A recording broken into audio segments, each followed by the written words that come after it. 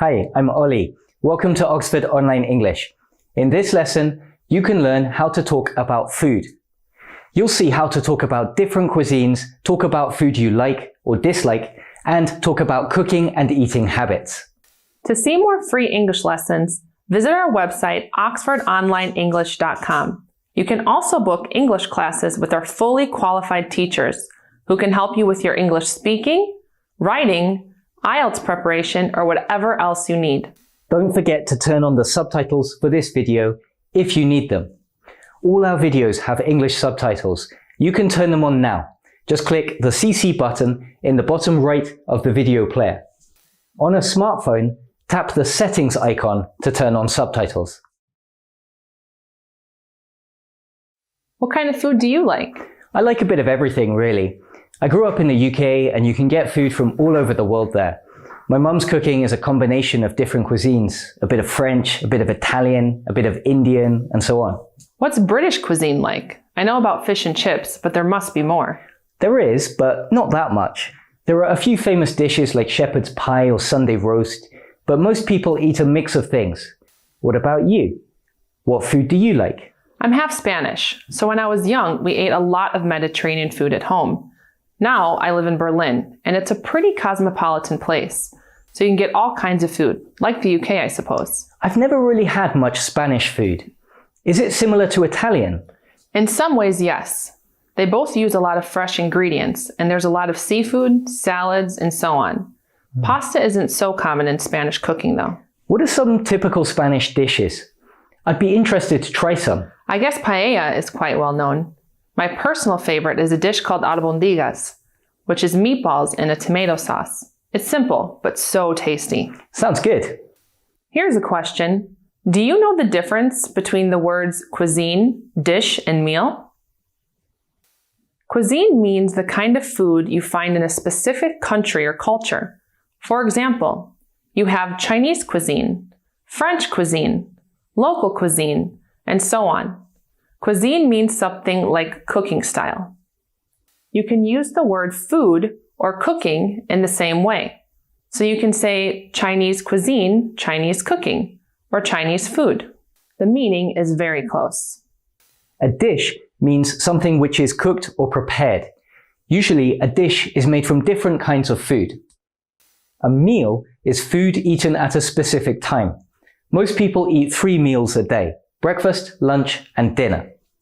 We often hear English learners make mistakes with these 3 words, so be careful with them. In the dialogue, you heard how to talk about different cuisines and dishes which you like. Look at some questions you heard. Think about how you could answer these. When you answer these questions, try to be detailed. For example, don't just say, Vietnamese food is delicious. Give some more details. Say what kind of dishes are the best, or try to explain why you like it. For example, you could say, Vietnamese food is delicious because it uses fresh ingredients and it's a little bit spicy, which I like. Okay? Pause the video and try to answer the questions now. Could you do it? If not, go back and listen to the dialogue again. Next, let's look at how to talk about food you like, or don't. So, what do you think? Oh no, this is terrible. Really? First, you haven't cooked the meat long enough. It's tough and really chewy. You need to keep cooking it until it's tender. I cooked it for 2 hours, just like you said. Yes, but you also have to check that it's done. Also, these vegetables are awful. They're mushy because you've overcooked them. They should be fresh and crunchy. Right. What about the sauce? It's not bad, but it's a little bland. A dish like this should be rich, spicy, and a little sour. While you're cooking, don't forget to taste it and add more spices or more vinegar or whatever it needs. Okay. I'm a little scared to show you my dessert now. Ah, wow, this is amazing. Oh?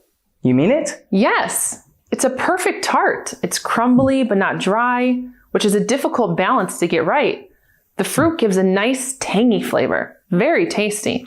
Thank you. To describe something you ate, you could start with the flavor. For example, you can use words like spicy, sour, sweet, bitter, or rich. Rich can be used to describe heavier foods. You also heard bland in the dialogue. Bland describes something which has little or no flavor. Then, you could also describe the texture. In the dialogue, you heard the word mushy. Do you know what this means? Mushy means something that is soft, but in an unpleasant way. If you cook vegetables too long, they'll get mushy. In the dialogue, you also heard tough, chewy, tender, crunchy, and crumbly. Can you think of foods which these words could describe? Tough and chewy are similar. Both describe foods which are difficult to eat because you have to chew them for a long time.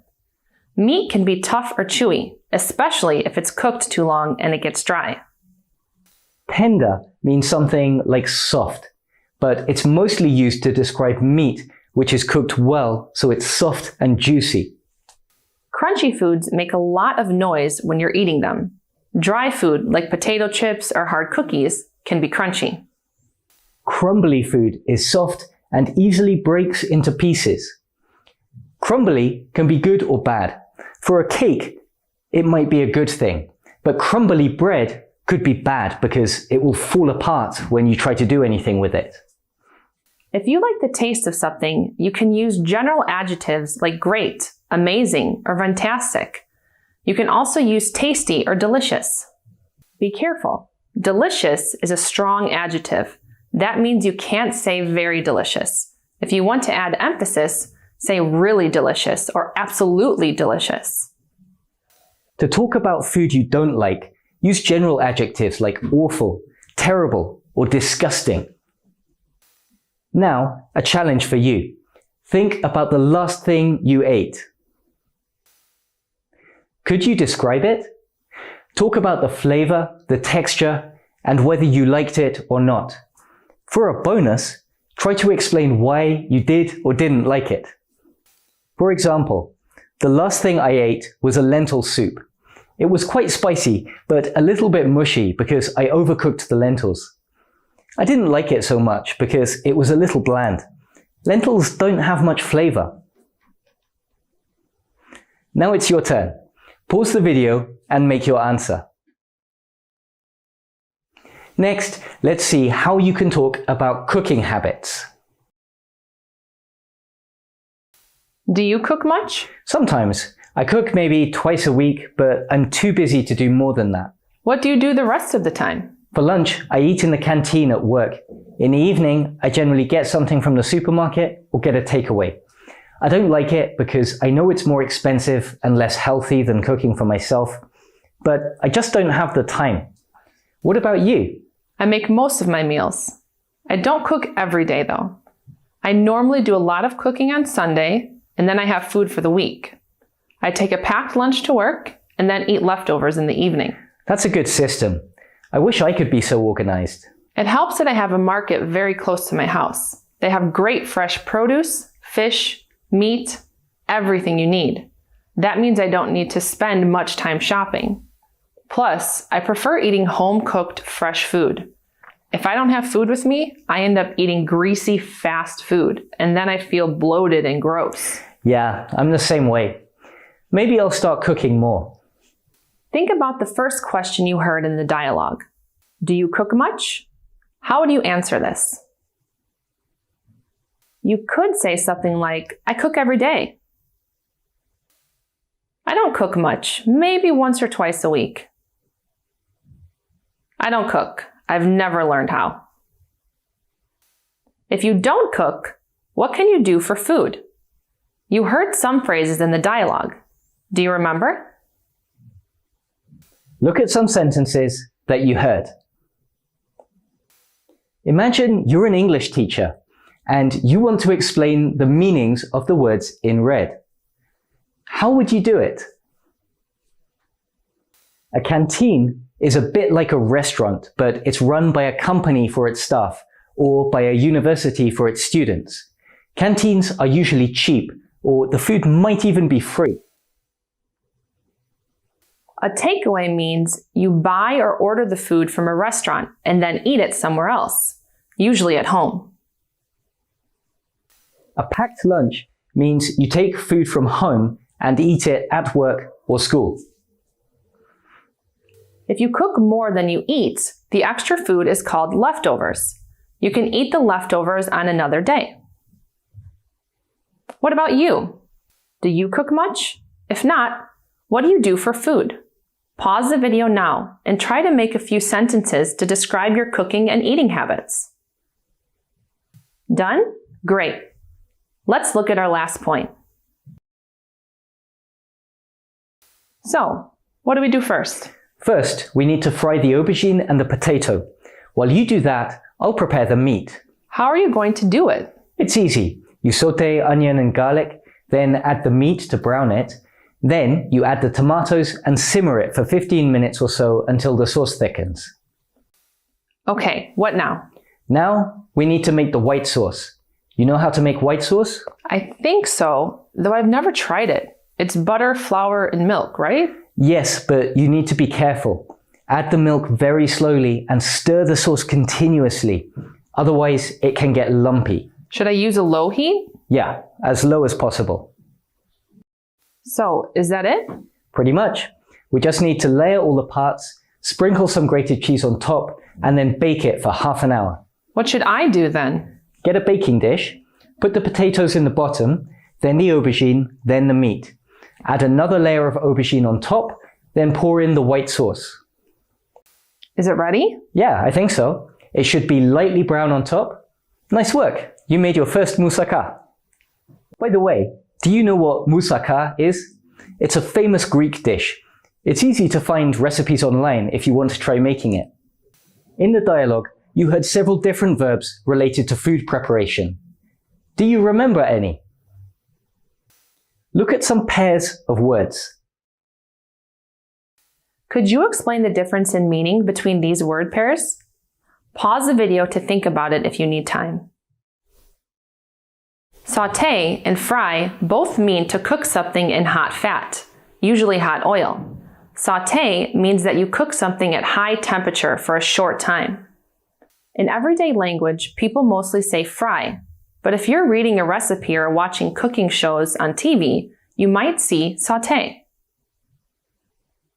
Boil and simmer both mean to heat a liquid until it bubbles. Simmer suggests you keep the heat as low as possible. Boil means you use a higher heat. Pour is only for liquids. Sprinkle means to spread a small amount of something over something else. Sprinkle is mostly used for powders or things made of small particles like salt, herbs, grated cheese, and so on. Now it's your turn. Think about a dish you know how to make. Your job is to give detailed instructions for how to make it. Imagine you're teaching someone and you want to describe every step of the process. Before you do this, you can watch the dialogue again. There are many more words and phrases you can use to help you. Pause the video and say your answer out loud. Or you can write your answer down and share your recipe with other students in the comments. That's all. Thanks for watching. See you next time.